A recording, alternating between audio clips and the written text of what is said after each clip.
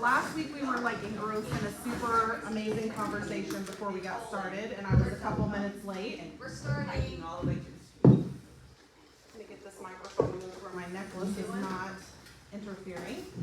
And then this week we're meeting new friends, and everybody's just having a great time. So if anyone at home was waiting for that 9:15 and you saw that we were a few minutes late, it's because we're having a great time here in person. Yes. So, yeah, so come join us. It's a great time. Okay, this is where y'all get to see me have a sensory moment, like right live on camera right now. The table has been moved up, and so now the seat feels really low, so I'm just having a moment. It's all good now. I just had to readjust. Hopefully I'm not the only one that has moments like that, where something just feels off for a second and you have to get it back, get your brain okay with it. So we started last week having a discussion on working with the law, and it's the book by Raymond Holliwell. This is what the Prosperity Plus curriculum is based around. It's also influenced the work of people like Bob Proctor, who was Marianne Morrissey's mentor, and then of course Marianne Morrissey, because of that, it's kind of twofold, that her mentor Bob Proctor was influenced by this. And it's influenced a lot of the work around prosperity and abundance, if not this book, but other books that also discuss these 11 laws of the universe. And so last week we had a really great discussion. Let's see, which laws did we talk about? We talked about the law of thinking, the law of supply, the law of attraction, and the law of increase. And I kind of teased everyone with a discussion on the law of receiving. So glad to see some of you guys back, and we're going to dig in. We're going to dig into this. So the law of receiving, it's interesting because I've always found it interesting that when you start getting into the law of receiving, almost every text or thing that I've read, as soon as in paragraph 1, it starts talking about giving. And I always think it's the law of receiving, but we focus really heavily on giving, right? And so that always strikes me as interesting, that there's not also it's the law of receiving, but giving is such a huge part of it. And so this talks about that it's because it's a reciprocal law. So if you have the feeling like I need this because I don't have it, then you're blocking flow. But if you're open to receiving your goods, so if you're saying things like, I am in the natural flow of the universe, my income is merely a reciprocal part of my gift of giving, or of giving my gift, those kinds of things open us up to the flow of receiving the good that is always there in abundance all around us. We just have to open our hands and be willing to receive the gift, right? And so the desire to get comes from a place of lack,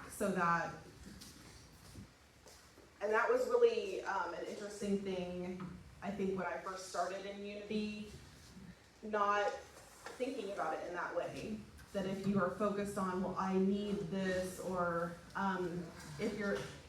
you can desire things, but if there's a want that has this undercurrent of lack as the basis for the want, well, then you're short-circuiting the flow. Because you're you think you're open to it, but you've really got a block up because it's not accepting that it could actually come to you, right? Because you're oh, I wish I could have that. The wishing part is a big part of that too. And so he says in there, when we go to the ocean for water, whether it's with a thimble or a tanker truck, either way, whatever we take out of the ocean, does it reduce the overall level of the ocean? No, right? Like we could take a pretty big vessel to the ocean and not see any immediate impact. Like we could take and take and take out of the ocean and take water, and it would take a long time for us to notice that there was any kind of change in the source. And so he says that's the same way when we're receiving from an infinite source.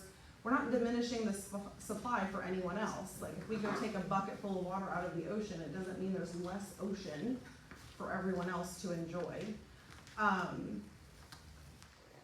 so, Paul, could you put those lines there? The sun is shining right off of somebody's windshield into my eyes. Thank you. You all are just like black fate, like shadowed people. Oh, thank you so much. That is so much better. I didn't notice that before we got started. And so anyway, so like there's not less ocean for other people to enjoy if we do that. And so he says, but if we go to the ocean from a place of need, feeling lack and needing to get our share because there's not enough to go around, well then that's when we start creating energetic problems, right? and we're not, we end up not getting even what we need out of that. We have holes in our bucket. Yes, they're good, LB. We go to the ocean with a hole in our bucket when we're going because we're trying to get our share because there's not going to be enough, right? It just leaks out from us. And so they talk about too, you can have whatever you're willing to become. We need to always turn our attention to what we want instead of what is lacking. And he talks about don't look at the empty seats. Look at the filled seats and imagine all of them being filled, like that kind of imagery. So those are all things that I see a lot of head nodding, like people who've been studying. The thing that I was like, I want to have a discussion about this and I want to see what other people, so I'm excited to see even Sue and Dee in the room and Paul, all of you guys that have been studying a long time. So I'm going to read this and see what we think about it. He says, so often I hear people say, well, I do give and sometimes it hurts, but I seldom see any sign of return. There's a right way and a wrong way to give. There is careless, impulsive giving, and there is careful, scientific giving.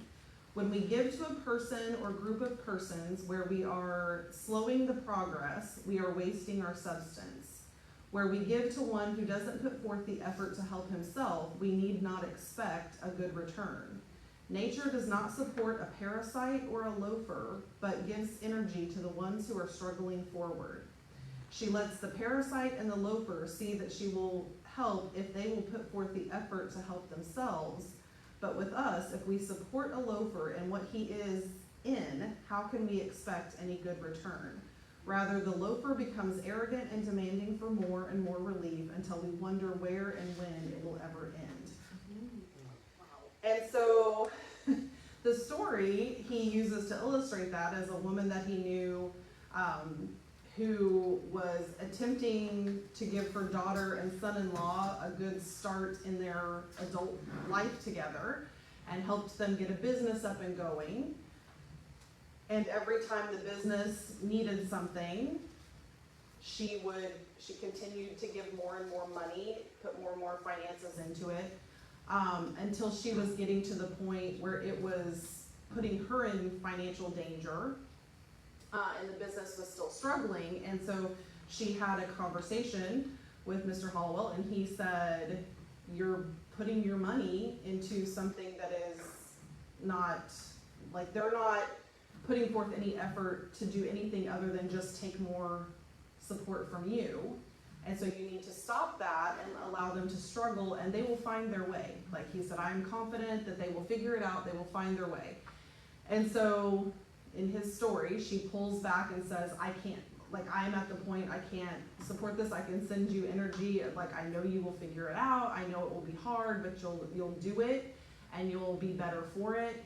And in the story that he tells, like that is what happened, is they figured out how to generate income differently, they were able to get a loan, like they got everything switched over to where the business was prospering without needing her finances, without being dependent on her finances. So, I don't know if it was maybe my response to things like thinking of others as parasites or loafers. That seemed a bit harsh. But then I also was like, okay, so like I need to shift and I need to figure out, like if that is true, then like how do we put in perspective, like our charitable giving, or do you know what I'm saying? Like even our work with the crisis cold weather shelter and things like that. Like how do we do it in the most effective way where we are enacting the laws of the universe and not blocking the flow of the laws of the universe? So that was my curiosity to this group, like hearing that and having, like, what are the thoughts about that? You know, for me, it just always comes down to consciousness. And when you find yourself in a situation where you feel like somebody is now just draining you or taking advantage of you, your consciousness is not going to be in the right place as you give.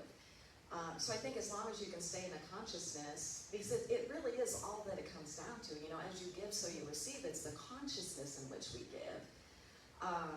Because I look at the crisis cold weather shelter and I see that as that we are creating an environment for the moment that is a need for them. And so that feels really good to me. So I feel good about giving to that. But I think ultimately in a situation like that, you're not going to feel good about it. So if you don't feel good about it, then you're blocking the flow. That's how so I like look at it's it. the joy in the giving. Like It's if the you can joy. give it joyfully and with Yes. good, yeah. And that you're good, you know, I've learned to just always say, my good is always going to come to me, no matter what. It's not going to come back from the source I give to, but my good is always going to come to me as long as I stay in that flow and that joy. I just want to say that I can tell when I'm not centered, and I can tell when I'm just fighting against myself. And when that feeling comes, it's almost like you just have to sit back and let it be and wait. And, you know, for me, it usually doesn't take long. Sometimes it'll take a day, but usually not. Usually it comes after minutes or after a few hours, and I can feel that energy just flowing through me then, and then I can really tackle it. And it's really true, that source, that divine source is always present. It's just a matter of if we can awaken to it. And sometimes we do have to shut down though. Sometimes we have to shut down, as Jerry was saying, we were talking about here out in the hallway. You have to have that contrast sometimes in order to appreciate, you know, the goodness that we do have. Yeah. So I'm thinking through it, I was thinking that too. Like, so, if you're thinking, you know, if you are giving, and you can feel good and excited about that giving because you're like, oh, this, like what I'm able to give right now is going out and like, it's gonna do things that I can't even imagine right now. Then that's the expansive thought, right? Like that's the leaning into flow. But if you are out of obligation or out of whatever, you're continuing to pour into something that you can look at and say, this, whatever, either whether it's a person or a situation or whatever it is so far outside the flow of anything, then it's essentially like pouring all of that good into a black hole and expecting something fantastic to happen from it, and it's like, which we shouldn't always give with there's that whole thing too, like giving with the expectation of receiving is different than giving with a trusting and a knowing that everything is working to your good, and if you're truly in the flow, it will come back.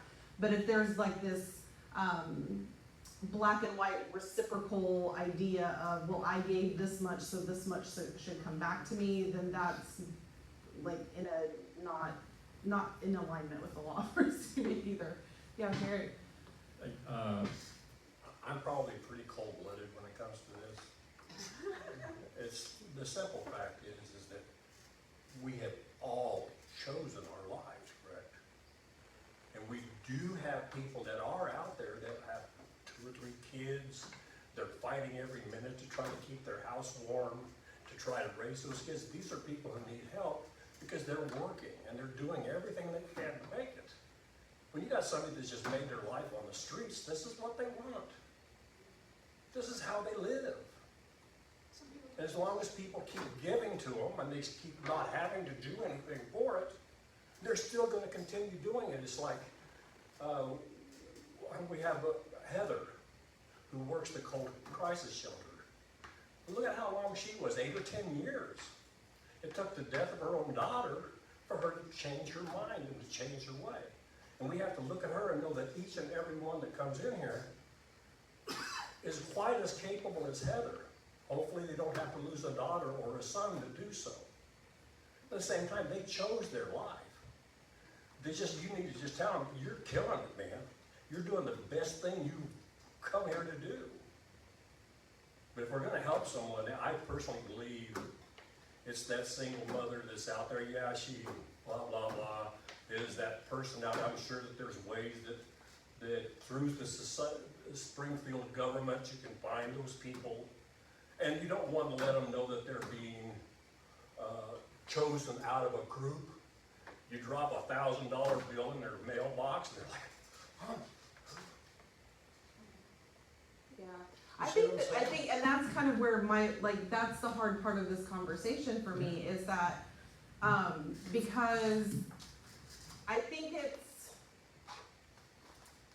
like, whether or not, like, I think we could say some people have chosen whatever situation they're in, but it's really that, like, their consciousness is stuck in that situation, right? And so then, like, where do we draw the line of, like, being the light or the seed that could be the impetus for an awakening on some level, and like where, like, I think that's where people struggle with supporting certain like ways of giving, such as like to the unsheltered or to Crisis Cold Weather, because there are individuals that seemingly don't want to move past that place in consciousness.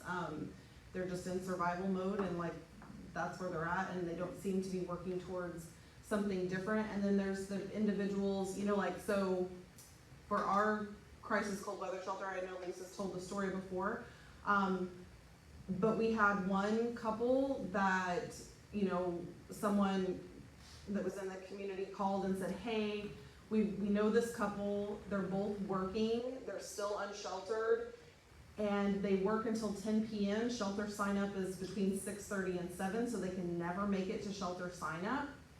And all the shelters are always full by the time they get off work. So is there any way that Unity would save them cots, because they will be there every single night after they get off their shift, and they need a place to get some good rest because they get up and go back to work the next day. And we said yes and made that arrangement, and now they are not only housed, but they are in the process of purchasing their own home. And so, like, right, like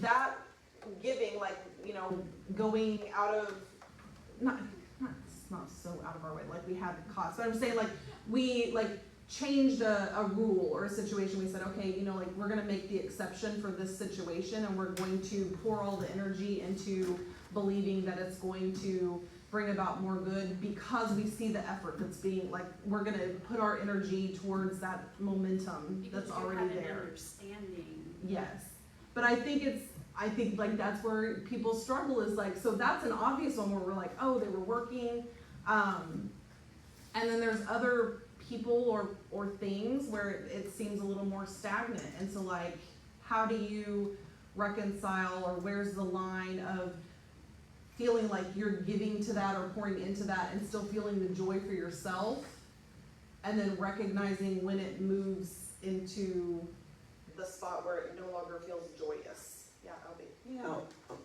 people have, I understand the concept that people have chosen where they are, but they're not aware of that.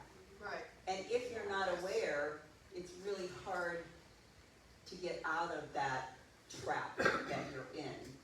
And so, if we are using our discernment, sometimes it doesn't take much to get that person to begin to wake up. And so I think that it takes the sensitivity of consciousness and awareness and discernment of what can we do to inspire someone. And if we are, they used to in Avatar call it serious drill. If we are seeing that person not as someone who is needy, but as someone who is very powerful and can figure it out, then our energy can help because we accept them where they are. And when someone is accepted where they are, then it frees them up to be able to look at where they want to be. But if we're holding them in that label or whatever, then we're seeing them there. And it takes a consciousness of beginning to see they're powerful. They can do it. And I think that is part of the consciousness, and sometimes we can be the person that can be the inspiration, and sometimes we can't.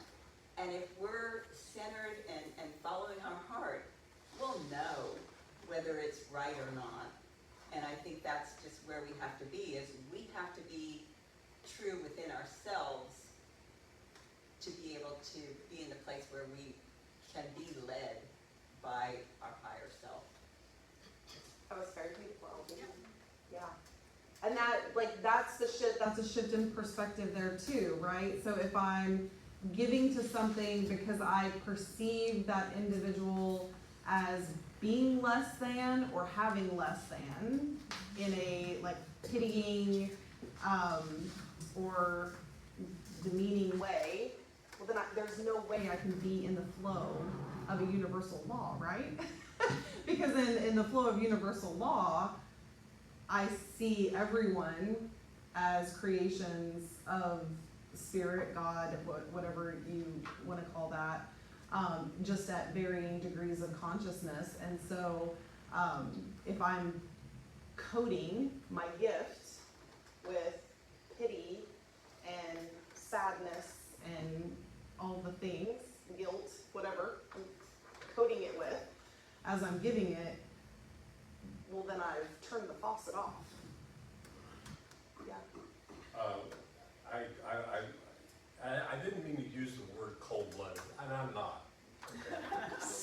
But you have to understand is that in Christ's giving, you give without them knowing. And that way, when they turn, they praise God because they don't know who else gave it.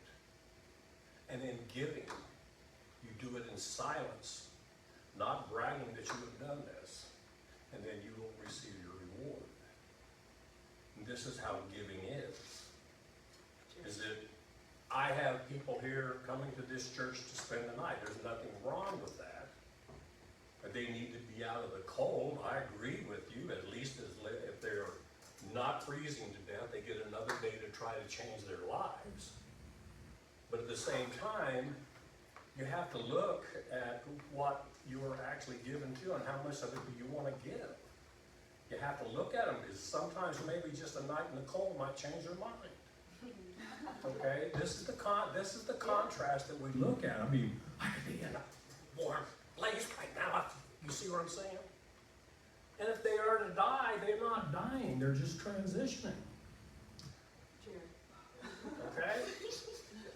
I'm just telling you. It just doesn't. I'll just say, I gotta wrestle around with that.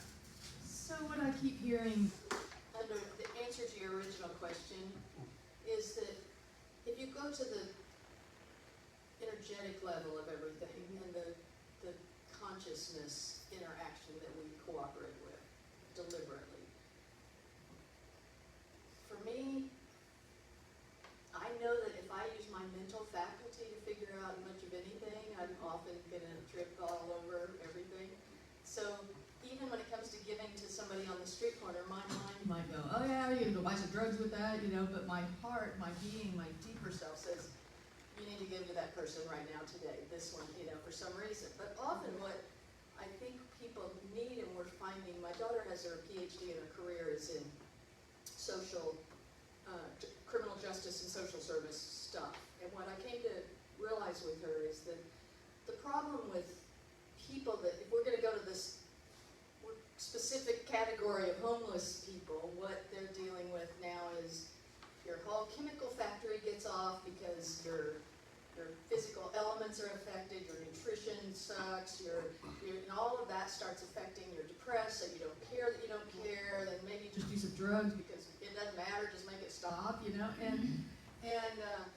then, you have the situation where even if they're trying to get a job and they don't have a place to go get cleaned up, to go to the interview, to get the, it's such a circle of things. So you can take that into any arena in life. People will find themselves where they are, and I personally probably won't attract you. If you're a mom working and you're really trying and you're good, I might attract that because of where I'm vibrating and living right now. Or I might attract the person who is clingy and needy and isn't really trying to help themselves, and we are maybe served by remembering that we have some part in what we attract and repel, and go within and feel how that feels to you rather than listening to the mind, because boy, it's a monkey piece of work. Yes. So that's awesome. That's the conversation, and this is where I think sometimes coming back to these are the laws. These are laws that have been set out. Anybody we've been studying Unity, you've heard this pieces and parts in so many different things, and it's the core of the work that we're trying to do. And so having these types of conversations where we go, well, I have this academic understanding of what the law says, or I can read that and go, yes, that's true. And then trying to put it into action in everyday life is where it gets messy. And so for me, continuing to have these conversations where we get to hear from each other at different levels of consciousness and go, okay, what of that resonates for me, and what shifts my paradigm around this law is the beautiful part of this experience of getting to have this class and be in this community together. Yes? Do I have to have that?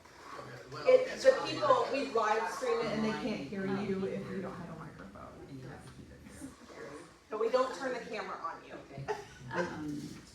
So I just happened to have an experience 2 days ago, the first one in a while, where someone walked directly up to me asking for money and gave their little story. And I had a moment of I just have to do this for this person and their girlfriend. And it was in a moment where I was feeling but I don't want these people to see me doing this. And that was an odd thought. I don't want the people I'm with to see me giving money to these people. And that I just am now realizing that. Not that they wouldn't have given to them either, but, and then I had and this all happened very quickly, but I had a moment of, do I give 5 or 20, and I settled on the 5, and I felt comfortable with that, even though I wanted to do more, but I had maybe just that little wrestling of, is it for this purpose or whatever, and he was genuinely thankful, gave me a hug, and I did feel good about that. So all this just to say that that one time asking me, I knew it was the right thing, and my intuition told me, right? Yeah. Now if at that same spot, they come back every day Yes. and ask me, then at some point I would have to decide this is not serving anything really. Yeah, so it's really being in alignment as you give that gift and saying yes, this is coming from that place that it feels like spirit working through me to do what is needed in this moment, and I can feel good about that and walk away from it. Now if it's putting you in a situation where you're gonna be thinking about it 3 days later going, man, I wish I wouldn't have done that. Well then, it's not like you're gonna go back and find the person and take it back. But you have to recognize oh, I need to pay better attention in the moment, because the sun shifted and someone parked right there. And so, do that. Anyway, so that's great discussion. Let's move on to law of compensation. It all goes hand in hand, so we're going to continue this conversation. So, law of compensation, goes into what is created in our thought must be compensated in our experiences. And so it says, if you want prosperity and success, but don't strive to change in any way, how can you expect that things will be different? And so you have to change the vision, and then you have, by changing your vision, change the conditions. But if you're sitting in the same error thinking that you are in and not willing to do anything to change that, well then the same kinds of experiences will continue to show up. And we've probably all experienced that, where unfortunately I know there's definitely areas in my life that it wasn't the first time that Spirit said, hey, you might want to take a look at that, and it wasn't the third time, and it wasn't the fifth time. It was like the 10th time that Spirit, as Sue has said before, whacks you over the head with a spiritual 2-by-4 and says, hey, wake up, pay attention. Then we go, oh, yeah. Maybe I'm experiencing the same thing over and over again because there's some error in my thinking, some pattern of behavior that is coming from that error thinking that keeps leading me into the same situations over and over again. And so he also talks about that this is the principle involved, that when you become too large for your present place, then you'll start to draw something larger to you. And so this is that evolution. This is that, emerging from the cocoon as you allow things to fall away and you become that version of yourself that can receive the bigger and more powerful things, and those things come to you. And he says you can't attract the better until you first become larger, so you'll earn what you receive or you cannot keep it. And by earning, it means you've become the version of yourself. You've arrived at a place of consciousness where you can actually hold on to that gift because you can accept it. You can accept it, and you can trust it, and you can understand that you're worthy of it. Yeah, Elby. I'm rereading the Celestine Prophecy, which I've read 3 times, and he talks about the insights, and as you understand the insights of the energy and begin to see energy patterns and realize that if our energy is not clean, then we're going to be participating in either trying to absorb somebody's energy or being absorbed in somebody's energy. And Donna Eden talks about this in her energy workshops, that there's a way of cleaning up and protecting your energy. But rereading the book, I'm seeing times in my life when I have given my energy, and I've seen times when I have taken someone else's energy, and it just puts a whole different perspective on it, because everything is energy, and we don't realize that we're programmed as children to play these games. And once we clean up that energy, we don't have to participate in the games anymore. And it really helps keeping you centered when you're seeing that that's what's happening on an energy level. Nice. Yeah, and so this is where the concept of reaping what you sow, that's where those passages come from.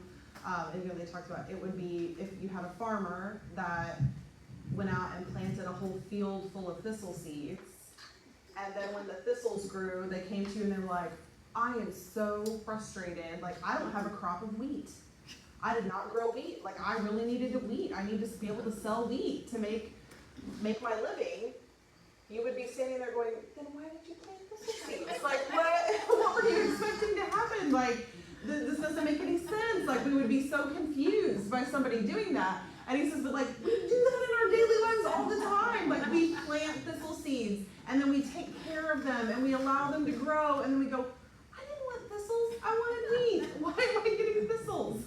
And so it's that whole just like that's where the law of compensation, like what are we pouring into? What are we, like earning in the sense that what are we allowing to like come to us and what are we willing to hang on to? Brenda, did you have something? Yeah, last week I put a portable air conditioner in a lady's RV, and I was gathering my tools up, and I started to put the scissors that I was cutting the deck tape with in my pocket. And I said, no, that is not a smart thing to do. And I was also telling the lady, I said, whenever I was installing the lights in my RV, a neighbor come over and was talking to me, and I was stripping wires, and all of a sudden, I slashed my finger open with a box knife by talking and working at the same time. I said, there's some things that you learn in life that you,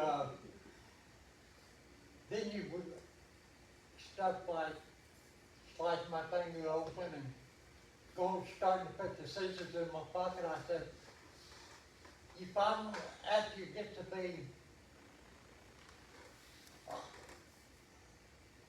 this time next week I'll be 71 years old, and I said by the time you get to this age, if you hasn't already learned to do things a better way, you probably never will. No. Yeah. You always You come a we long way. always learn. We do get a little set in our ways, like Come it's a little a bit long harder way. maybe So sometimes to Still growing. change the habit. So I learned that I have to change my way, change my thinking, and think how to do it a better way. Mm-hmm. And some of the Charles Ford film was teaching about Charles saying, sometimes I need to think a better way or have a right to change my mind. Some of them teachings have told me that I can do the same thing. That's right. Good deal. So he talks about in the book that there's three pitfalls or error thinkings in everyday life that impact the use of this law. And so the first one is expecting something for nothing. So, and this, I was like, let me tell you, I like a good bargain, so this hit me a little hard and I had to really think about this and come around. So celebrating getting something without paying for it. However, it then goes on to say that when it's done, what he really means is when it's done by manipulating circumstances or someone else so that they have to pay instead. So like an example he uses is going out to dinner with friends and the check comes and the person who like goes to the bathroom right when the check comes or kind of hangs out, kind of plays chicken with who's gonna get their wallet out, and ends up having someone else pay for their portion and then celebrating like, oh yeah, I got to have dinner for free because my friend picked up the check. Like that's that expecting something for nothing, like putting that onto someone else or manipulating something or doing something dishonest so that you get something for free, so making a complaint or, I know people who have found like loopholes in stores' return policies or things like that, and they end up getting to keep items for free and like celebrating that he's like, so you are getting things, but then you're completely shutting down the flow. Like the law of compensation says that if that came to you through less than centered means, then like we can't expect other good to be flowing to you if you're celebrating that, because you're telling the universe I only accept things that come to me in these ways, but then you end up having to also deal with the consequences of being in the situations or being around people that like operate at that level and not getting past it.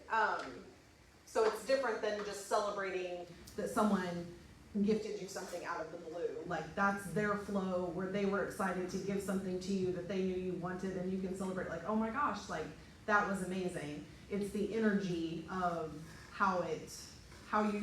that it wasn't an expectation.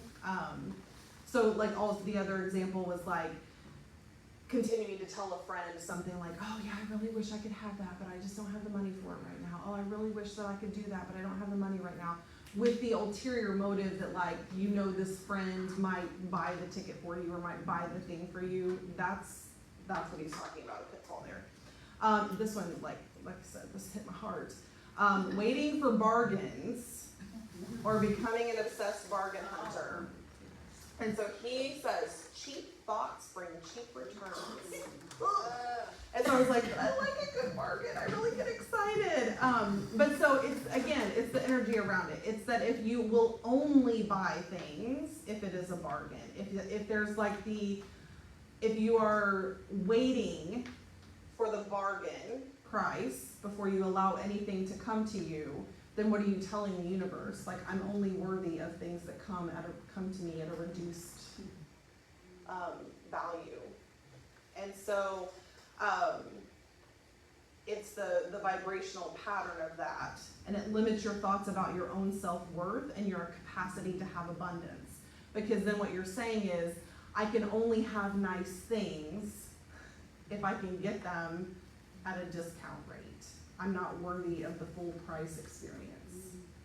I feel like I see some thoughts going on at this table over here. I'm obsessive thrifter. Oh, So see, he's over here poking me. Yeah. And I'm like, I really had to sit with this cedar because I was like, I love too. Like I feel like so then again, it's the energy of it. So are you thrifting because you think you're only worthy of thrifted objects, or are you thrifting or looking for that bargain because there's also a component, like we're really big on earth care here at Unity. So there's times when I go looking for things and I think I don't need to purchase it brand new because there's a perfectly good, there's one in working order that is no longer sparking joy for someone else. And so if I can use that item and it not end up in the landfill, then I get like double joy out of that because I got to have something that I was desiring faster than I would have if I was saving up for full price.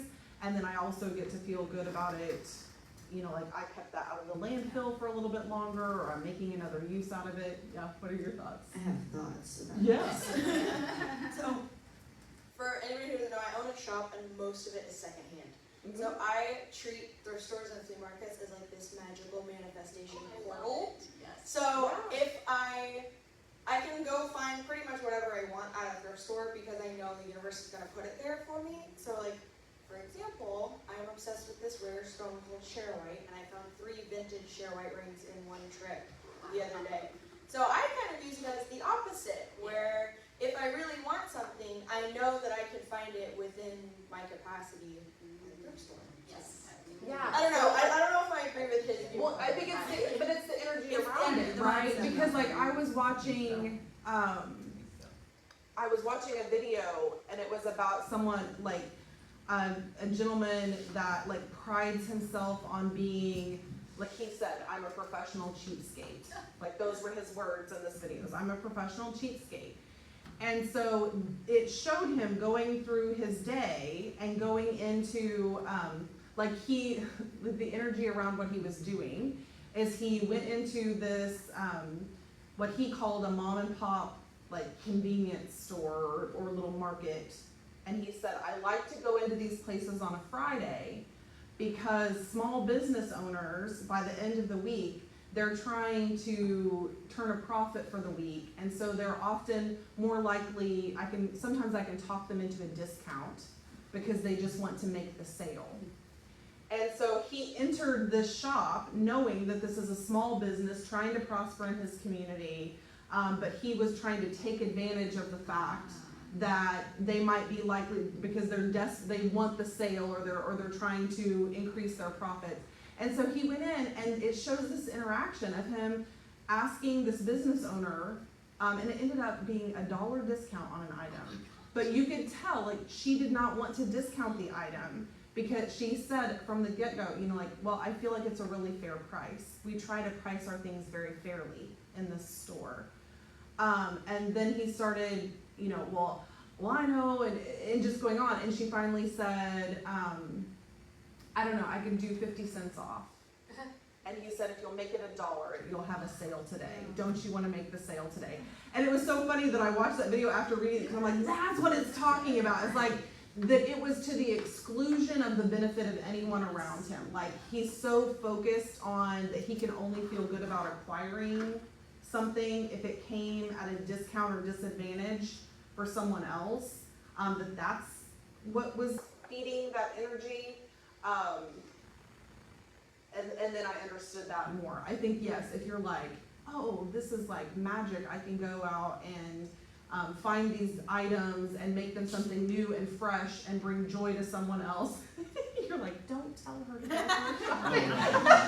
No, but I think, like, yeah, I think it's like you got to get right with the energy around it, and it's about whether or not your worthiness is tied up in the bargain, or whether you feel like you're only worthy of bargain items. Like, What about if they have the product, if you go in like a pet store, and they have something priced about 3 times higher than you can buy it off of eBay. And then well, then they're valuing that item really. They're like, we got then something you special. decide to wait it out until they lower the price. And do you feel good about waiting it out? Yes. I think it's how you feel about it, right? Yeah, Jerry? Yeah, well, I was just, in my own experiences dealing with Amazon and eBay, places like that, is that, you know, you have no way of knowing what kind of quality you're getting. You get it there, and I'm gonna go for cheap. I'm sorry. I get it there and I look at it and I take it apart and I go, well, this probably will work. Because you can turn around and buy something for $10 more, and then it doesn't work. And so I think it's just a matter of whatever really just comes into your experience that moment, at that time, and the universe is not gonna leave you out. I think it's when I think what they're trying to say is like when your identity becomes tied up in that. Like when it becomes a part of your self-image or your self-worth, like that's a pitfall. Yeah. Yes, like that becomes a pitfall, because then you get out of alignment with all the other laws in trying to acquire things at barter prices. The last pitfall is begrudgingly spending money. So he talks about, you know, people that complain about having to spend money for their necessities and complaining about the cost of items continually. And so his words, tightening our purse strings instead of spending or circulating money for the things we need and expressing joy or gratitude and being able to do so causes us to hold back. And when we're holding back and we start to feel like we can't afford, all my money is going to necessities, those kind of things that we say, then we're closing the faucet of supply, because we're limiting our belief that abundance and prosperity is available to us. And so the faucet listens, right? starts to reduce flow, and so he talks about, you know, and we've talked about that before, like flipping it around, and being like, I am so grateful that I got to pay my utility bill this month, because that means I had electricity to use as I needed all month long. So grateful to be able to send that money into the utility company. Or I'm so, like, I get done at the grocery store and I say, so grateful that I had the ability to go purchase food to nourish myself. And you can be working with other laws of like the law of attraction in other ways, but like sitting in the gratitude, even when you're, you know, circulating for necessities, maybe you're dreaming about an Aruba vacation. but you're circulating money in those necessity items, if you're not sitting in gratitude for the ability to do so and the ability to, like, those items are things that you also are benefiting from, then you're close the faucet off, yeah. Well, my parents went through the Depression, and they had very opposite viewpoints of how to do things. My dad was always trying to make security for the future kind of thing, and my mom was raised with a mom who raised 6 kids and no husband during the Depression, and she had to trust for everything that she had. And so my mom was like, well, if I've got money, it's here to spend, and you know, and I'm trusting that I've got it and that I will have it next time or whatever. She didn't really convey that as much, that I'm trusting, but that's the way she acted it out. And my dad was always looking at mom like, we never have anything because you're always spending everything we get. And so as I'm sitting here, I'm realizing that this, you know, there was this conflict here, and the Celestine prophecy would say, well, you got both of your parents' things so that you could find a better way than they did, because you chose both of them so that you could come up higher. And I really have an issue. I have money in the bank, but it's really hard for me to let go. And I know where that, you know, I can look back and I can look at my parents and I can say, okay, I can see kind of where that came from. But I can also see that, you know, I need to trust more. And I'm just beginning to open up to that insight and beginning to say, yeah, and this is great, because it really brings up that I'm stopping the flow by not trusting, and I'm beginning to open up. You know, I released money this week to go to Oregon to be with family. That at first when they said something about it, I'm like, I can't do that. And then people kept saying, well, you need to go. And I'm like, after about the 6th person that said, you need to go, I was like, I really can afford to do this. And then it opened up a way. You know, I found somebody that knows how to get tickets that are good price. And it's just being able to get yourself to open to that sometimes takes looking at, why am I feeling that way? And so that's part of looking at these insights that you're giving us is how can I look at that differently? Yeah. So one of the things from Prosperity Plus that I know Lisa and I have put into action, Mary talks about, so it doesn't mean to go out and like indebt yourself because you're trying to live for, like, I can have whatever I want, and so then you suddenly have $30,000 in credit card debt. Like, that's not where you want to be. But like, even the act of changing, instead of saying like, I can't afford that right now, saying, I'm choosing not to circulate my energy and money in that direction right now. But when I do, or if I wanted to, I could, and I would do it this way. And so she talks about a couple who was trying to create extra money, and that they started doing things like, you know, they started dreaming about like, what would life look like if we were feeling financially stable? And so they were thinking about like restaurants that they would like to eat at. And so she said like they would actually go, I think they were in California, so places where you like walk up and there's a menu posted outside. And so she's like, they would walk up to the menu and they would say, oh, we're not choosing to eat here today, but when we do eat here, oh, I think I'm going to have this. That sounds delicious, and I think that's what I'm going to order when we choose to come here. Or, you know, thinking of a trip like, we would love to travel. Right now we're choosing not to travel, but when we do, the destination is this place, and starting to talk about the things that you might do when you're in that destination, and that opens the flow of the universe saying, oh, like, we need to make this happen, that there is abundance so that you can order that item off the menu, so that that trip can come into reality. And so we, like, Lisa and I try to catch ourselves if one of us says like, oh, we just can't afford that right now. The other one tries to go like, oh, we could, like because the reality is we could. We might have to move money out of an account that we have earmarked for something else. Or you could, like most of us could make a choice not to pay a necessity, like, right? Like we could not pay the utility bill to do something else with our money, but like we would be making a trade-off. And so what you really are making a choice. It's not that you can't afford usually.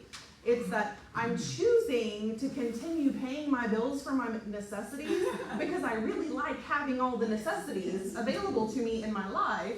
So I'm making that choice.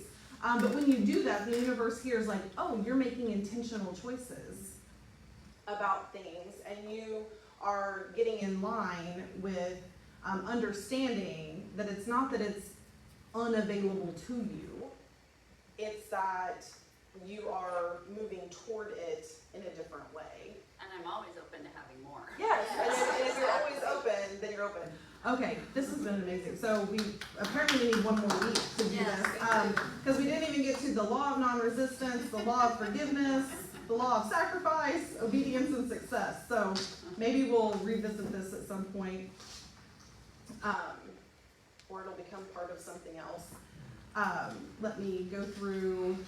But like I said, I don't know. Sometimes I feel like when I choose something that's like Unity basic kind of stuff for these, I'm like, oh, is that a cop-out, Amy? And then I like start digging into it. But it's the whole thing, right? Like you come back to things at a different level of consciousness than the first time you heard it, the second time you heard it, the third time. And then I love this format where we have a room full of people all at different levels with different life experiences, and we get to hear little snippets of things that could have like a huge impact on our own growth and paradigm shifts. So thank you all for being here. Thank you for being active participants, because that's what helps us all work it, right? It works if you work it, and we're worth it. So we're gonna keep working it. All right, so today at 2 p.m. there's a metaphysical day of learning here in the sanctuary, hosted by Cedar. So if you have questions, ask her. There's going to be presentations on topics like crystals and Reiki and manifestation and more, and a vendor market with spiritual goodies for sale. Can't tell, I'm kind of excited about it. Meditation is tonight at 6 p.m., open to everyone. So you can just make a day of it. Come to the day of learning and then stay for meditation. The monthly board meeting is tomorrow, July 29th at 6 p.m. We did move that 1 week because of that policy. We were waiting for something from the insurance company. We now have that. We're going to move forward tomorrow. The meeting starts at 6. We do like a check-in with each other, and so we really, getting here about 6:20, between 6:20 and 6:30 will keep you from waiting around for us to get done for that. The Navigating Grief Support Group will also meet tomorrow at 6 p.m., which is a structured open support group. Everyone is welcome. The Unity Drum Circle meets the first and third Thursdays each month, open to all skill levels. If you have your own drum, you can bring that. If you do not, there are several drums that they keep here at the church that you can borrow. And so that's this Thursday at 6:30. And then Karen Crago's son Ernie is earning his Eagle Scout, and part of that was giving something to the community. He proposed building a gazebo that could be used not only for social functions that we have at the church, but also during crisis cold weather shelter to give a little place to congregate. And so they are doing their first work day on Saturday, August 3rd at 9 a.m. He has some Boy Scout volunteers coming, but they would welcome anyone who wants to come be part of that project. And then next Sunday, Greg and Rachel Lee are going to present part 1 of Conscious Creation for this 9:15 class.